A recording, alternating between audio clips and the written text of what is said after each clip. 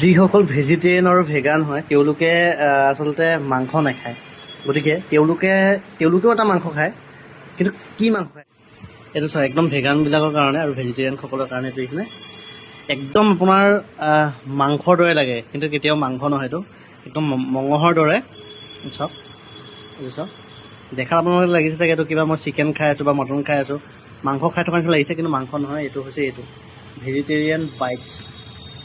দেখিছে, এইটো হাই খাবলৈ একদম আপোনাৰ মানে এনেকুৱা লাগিছে মই মাংস খাই আছোঁ, কিন্তু মাংস নহয়। মাংস খাবলৈ বাদ দিলোঁ বাৰু মই,